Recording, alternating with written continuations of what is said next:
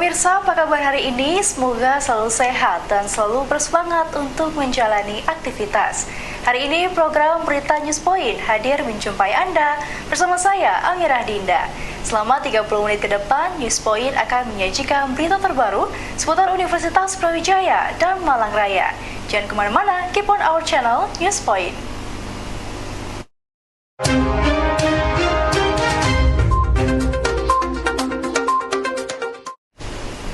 Pemirsa, sebagai salah satu upaya pencegahan praktek korupsi di perguruan tinggi, Satuan Pengawas Internal atau SPI berkolaborasi dengan tim reformasi birokrasi Universitas Brawijaya menggelar forum group discussion yang membahas tentang implementasi dan monitoring unit pengendalian gratifikasi dan whistleblowing system bersama dengan Komisi Pemberantasan Korupsi Republik Indonesia.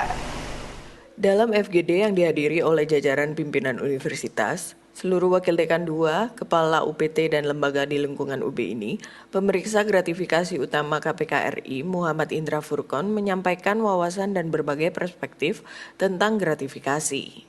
Furqon menilai perguruan tinggi menjadi mitra KPK dalam pencegahan korupsi melalui pendidikan integritas bagi mahasiswa. Baik, seperti yang kita ketahui, KPK punya 3 prong. Ada prong penindakan, supaya orang takut untuk korupsi. Ada prong pencegahan, supaya orang nggak bisa korupsi. Prong ketiga ini yang fundamental, prong pendidikan, supaya orang nggak mau korupsi.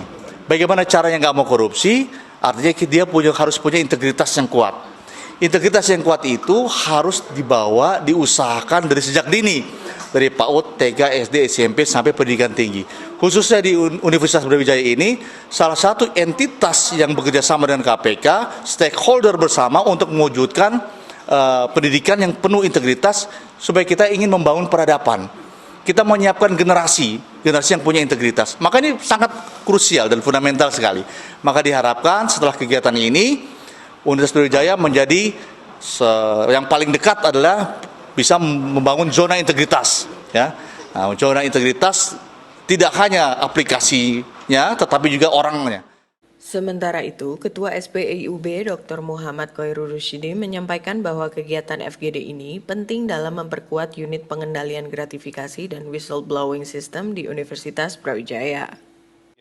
Alhamdulillah ya, jadi kita dari SPI dan juga berkolaborasi dengan tim reformasi birokrasi ini akan memperkuat UPG kita dan WBS yang memang sebenarnya sudah hampir setahun lebih ya kita bentuk. Jadi memang gaungnya ini yang memang coba kita gaungkan ke pimpinan yang harapannya sih nanti bisa turun ke bawah ya. Apa sih makna ini tadi kaitannya dengan definisi gratifikasi yang mungkin kita selama ini juga persepsi kita beda-beda ya. Dengan adanya ini kita bisa menyamakan persepsi apa makna gratifikasi tersebut sehingga nanti harapan kita di proses pelaporan itu akan bisa melibatkan ya baik itu dosen ataupun pimpinan yang ada di Universitas Brawijaya ini. Partisipasi warga dalam mengawasi pemilu menurut pengamat politik Universitas Brawijaya, Wawan Sobari PhD, masih tergolong sulit. Hal tersebut dikarenakan faktor resiko yang dihadapi. Ia juga menilai bahwa solusi model pengawasan pemilu partisipatif yang ditawarkan oleh Bawaslu sangat formal dan kurang efektif. Partisipasi warga di dalam mengawasi penyelenggaraan pemilu menurut saya memang ini bukan persoalan yang sekarang saja terjadi gitu kan, tetapi memang ini sudah persoalan yang pemilu-pemilu sebelumnya gitu kan. Kenapa? Karena salah satu yang kemudian saya lihat adalah faktor risiko. Jadi faktor risiko yang dihadapi oleh masyarakat ketika dia melaporkan pelanggaran baik itu dalam masa kampanye maupun pada masa pemilu gitu. Nah, risiko itu apa gitu kan? Yang saya tahu satu adalah risiko pemenuhan bukti pelaporan. Itu kan tidak mudah. Ketika misalkan kita menemukan praktek politik uang gitu kan. Kan kita harus membawa bukti dan sebagainya. Nah, itu satu. Kemudian kedua adalah praktik risiko tentang keamanan pelapor. Ya. Dan yang ketiga adalah istilahnya itu lebih kepada apa insentifnya bagi saya kalau saya melaporkan, gitu kan, tidak ada gitu kan, kecuali hanya terima kasih. Terus yang terakhir adalah ada disinsentif positif juga, berapa sih jumlah laporan yang kemudian disampaikan masyarakat itu, terus kemudian berapa yang kemudian itu bisa ditindaklanjuti. Karena tadi kesulitan bukti dan segala macam. Jadi resikonya ada resiko, ada disinsentif, juga resiko yang tadi gitu saya katakan tadi. Itu yang kemudian menjadi ini. Nah, ada beberapa terobosan misalkan dilakukan oleh Bawaslu dengan membuat aplikasi sehingga bisa melaporkan pelanggaran baik pada masa kampanye maupun pada masa pemilu dan sebagai masa tenang dan sebagainya itu menjadi lebih mudah gitu kan. Tetapi ternyata itu juga tidak begitu banyak juga, tidak efektif juga gitu kan. Nah, sekarang ada inisiatif lagi misalkan Bawaslu itu meningkatkan semacam gerakan-gerakan berbasis masyarakat. Gerakan berbasis masyarakat itu apa? Contohnya misalkan seperti istilahnya itu bikin kampung anti politik uang misalkan, bikin kampung pemilu adil dan sebagainya. Nah, menurut saya itu bagus. Tetapi itu terlalu formal.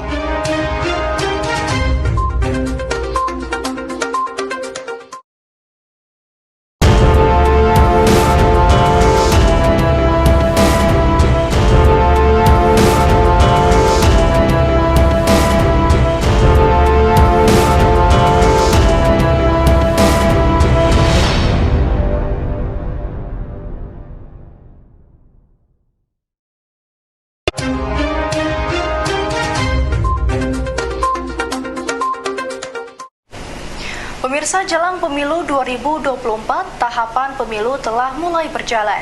Bawaslu menghimbau agar masyarakat ikut aktif dalam pengawasan partisipatif sehingga pelanggaran dalam pemilu bisa diantisipasi dan diminimalisir. Meski demikian, pengamat politik UB Wawan Sobari menekankan bahwa perlu adanya gerakan yang populer dan kreatif dari masyarakat dalam meningkatkan partisipasi pengawasan, misalnya dari organisasi non-pemilu yang terlibat dalam pengawasan pemilu. Kemarin misalkan kita bisa belajar dari menjelang pemilu 2019 misalkan. Ada di media sosial itu, kami menolak politik uang, kami menolak ini dan sebagainya. Kemudian diviralkan oleh mereka sendiri. Nah, itu menurut saya hal-hal yang bisa bagus. Jadi sekarang ini sulit kita mau bicara, artinya bisa tetapi itu agak sulit bahwa semua harus berbasis penegakan itu berbasis formal. Formal itu tadi harus ada buktinya, pasal yang dilanggar. Masyarakat terlalu susah untuk itu, terlalu resikonya lebih besar dibanding manfaat yang diterima oleh masyarakat secara individu. Nah, maka yang bisa dilakukan apa? Bagi saya itu langkah tadi, gitu. Tetapi harus dilakukan secara populer.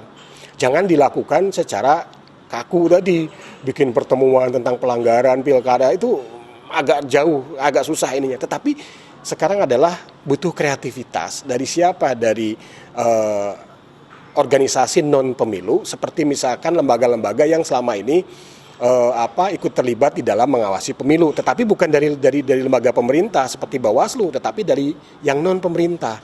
Contohnya apa? Tadi misalkan ada lembaga advokasi pemilu seperti beberapa ya kayak Perludem dan sebagainya, itu yang peduli terhadap pemilu yang adil, pemilu yang jujur dan sebagainya, itu misalkan mengkampanyekan misalkan tadi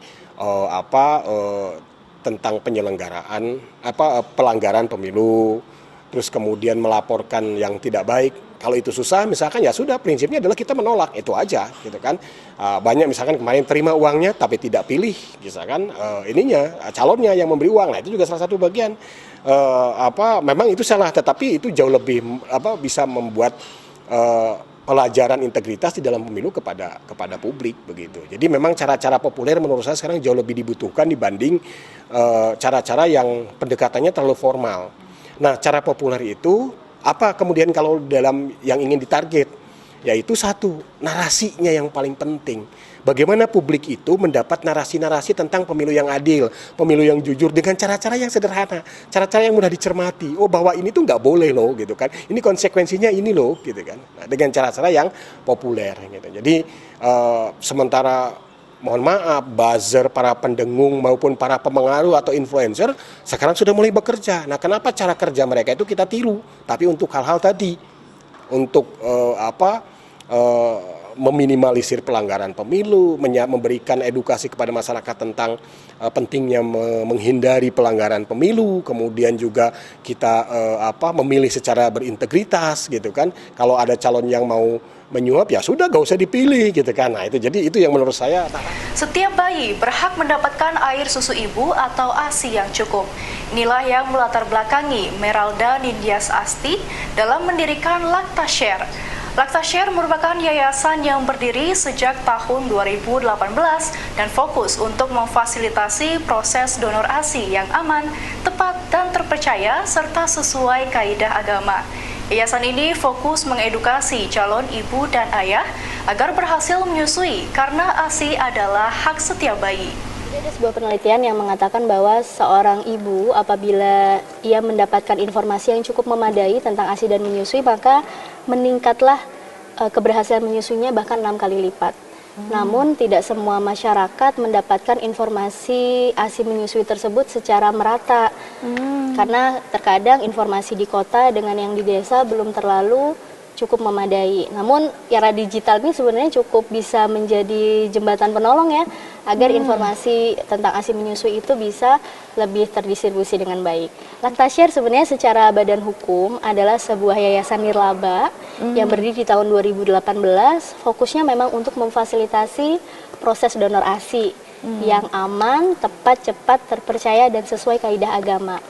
Namun kami juga fokus untuk menjadi yang terdepan dalam mengedukasi calon ibu dan ayah agar kelak akhirnya bisa berhasil menyusui. Karena kami meyakini bahwa ASI adalah hak setiap bayi, menyusui adalah kewajiban setiap ibu dan tanggung jawab setiap ayah. Namun Mbak Nisa, ironinya nggak semua bayi memang beruntung mendapatkan ASI. Karena pertama, Indonesia ini, apalagi di tahun 2020 ya, ada 4.600 bayi yang terlahir piatu. Itu artinya mereka adalah bayi-bayi yang terancam kelaparan karena tidak bisa mendapatkan ASI dari ibu kandungnya sendiri, karena ibu kandungnya wafat sesaat setelah persalinan. Dan kemudian Indonesia juga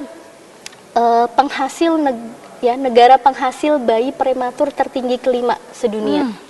Kita harus tahu bahwa prematur adalah kondisi yang komplikasinya cukup besar dan bisa mengakibatkan makin meningkatnya angka kematian bayi.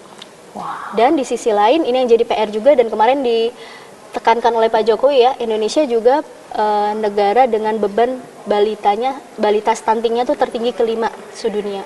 Dan ternyata kabar baiknya bahkan ibu yang wafat dan anak bayinya terancam tidak bisa mendapatkan ASI, kemudian bayi yang angka kematiannya tinggi karena prematur, kemudian bayi yang stunting itu sebenarnya bisa dicegah dengan pemberian ASI walaupun harus dari ibu lain, yaitu dalam proses donor ASI. Nah makanya Laktashare hadir untuk memfasilitasi proses donor ASI yang aman. Karena ASI itu bisa menjadi media penularan penyakit. Ada 5 nih ya, HIV AIDS, hepatitis B, hepatitis C, sifilis, dan sitomegalovirus. Kebayang nggak kalau misalnya melakukan proses donor ASI yang tidak sesuai prosedur medis, nanti malah jadi media penularan penyakit. Makanya pendonor ASI di Laktashare itu wajib di-screening untuk 5 penyakit ini. Karena tidak semua yang berlebih ASI layak menjadi pendonor ASI. Pemirsa, PT Pertamina kembali melakukan penyesuaian harga BBM non-subsidi. Setelah sebelumnya di awal Januari melakukan penurunan harga jual BBM, pada 1 Februari 2023, Pertamina melakukan penyesuaian dengan menaikkan harga jual BBM jenis Pertamax Turbo dan Pertamadex. Harga Pertamax Turbo dari sebelumnya Rp14.050 kini naik Rp800 menjadi Rp14.850 per liternya. Sedangkan Pertamina Dex hanya mengalami kenaikan sebesar Rp100 menjadi Rp16.850 per liter.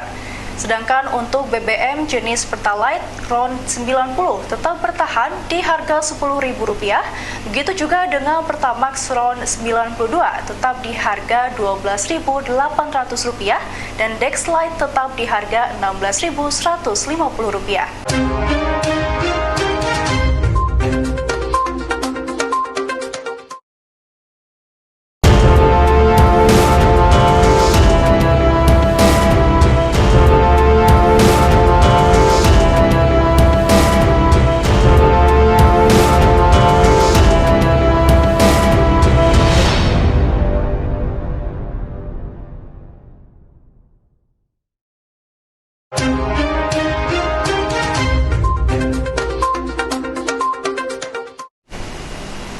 Pemirsa, komitmen Universitas Brawijaya dalam menjaga integritas sivitas akademika terus dilakukan dengan menanamkan pemahaman terhadap pengendalian gratifikasi dan whistleblowing system dalam tata kelola organisasi perguruan tinggi.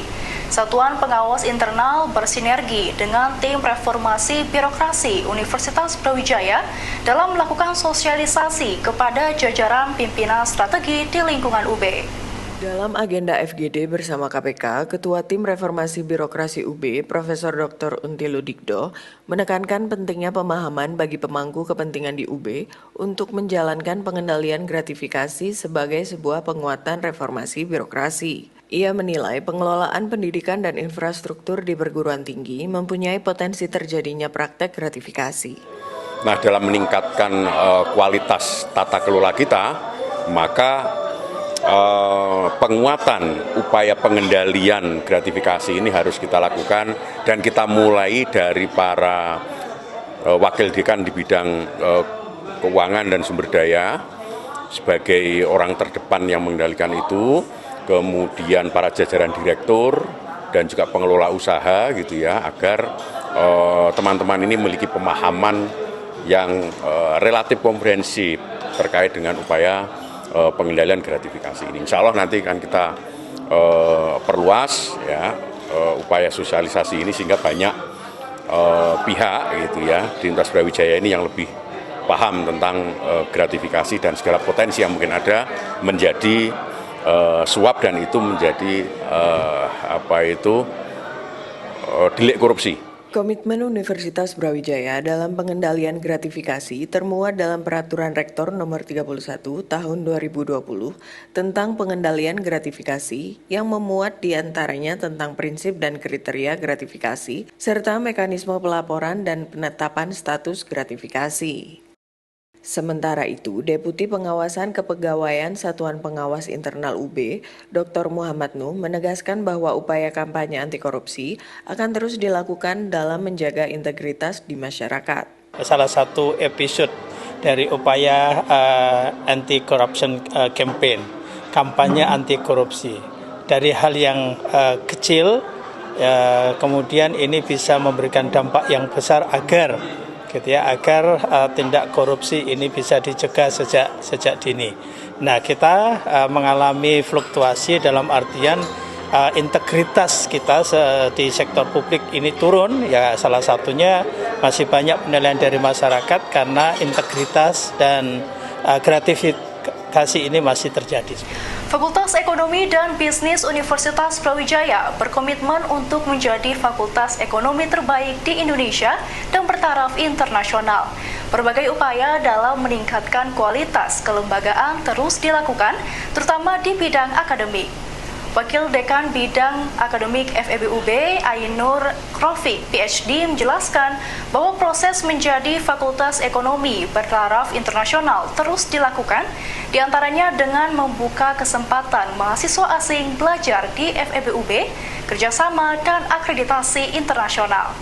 Ya, FEB UB ini itu memang sudah kita canangkan ya untuk menjadi salah satu fakultas ekonomi dan bisnis terbaik ya di Indonesia, dan kita juga harapannya untuk menjadi fakultas ekonomi dan bisnis bertaraf internasional begitu, dan ini sudah dibuktikan juga dengan banyaknya mahasiswa asing ya yang studi di tempat kami, apakah sebagai full time student atau hanya part time student yang mengambil kredit di sini begitu.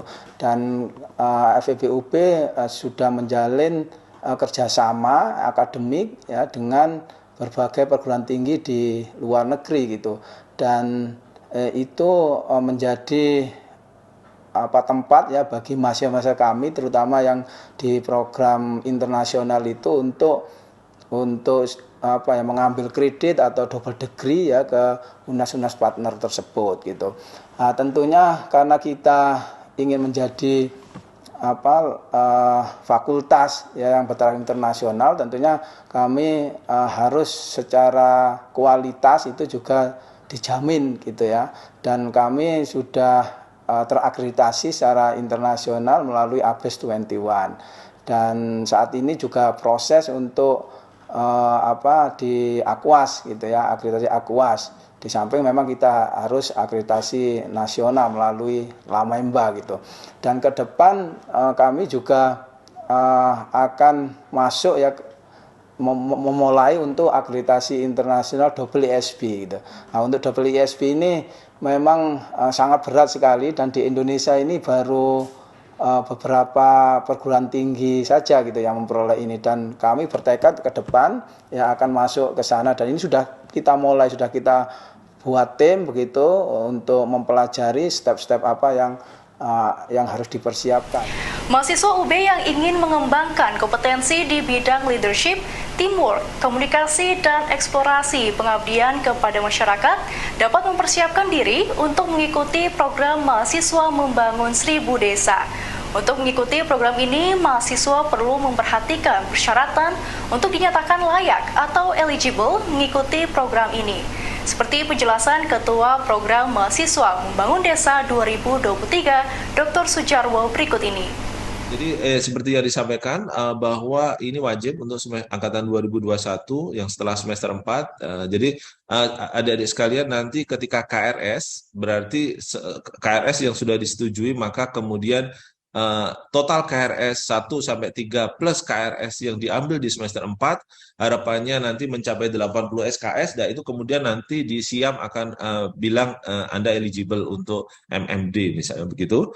Kemudian Anda bisa registrasi di MMD sesuai dengan petunjuk yang ada di SIAM, akun SIAM saudara. Nah, bagi mahasiswa angkatan 2019-2020 itu langsung eligible, manakala belum mengambil UBU 6005 atau yang setara direkognisi tentang pengabdian masyarakat, maka saudara bisa mengambil MMD ini. Ini adalah mahasiswa yang eligible, tentu mahasiswa yang aktif. Jadi kalau saudara tidak mengambil KRS di semester KRS akademik ya, jadi registrasi kan registrasi akademik, ada registrasi administrasi. Nah, harus ada registrasi akademik. Nah, itu dalam bentuk KRS. Maka Anda menjadi status aktif, sehat jasmani rohani, 80 SKS minimal, maka kemudian registrasi MMD 1000 Desa, nanti rekognisinya pada mata kuliah pengabdian UBU 6005. Nah, jadi seperti itu. Baik pemirsa, informasi tadi sekaligus menutup perjumpaan kita hari ini. Jangan lupa saksikan News Point setiap hari pukul 19.30 waktu Indonesia Barat hanya di BTV, Televisi Pendidikan Universitas Brawijaya. Saya Amirah Dinda dan seluruh kru yang bertugas pamit undur diri. Terima kasih dan selamat beraktivitas.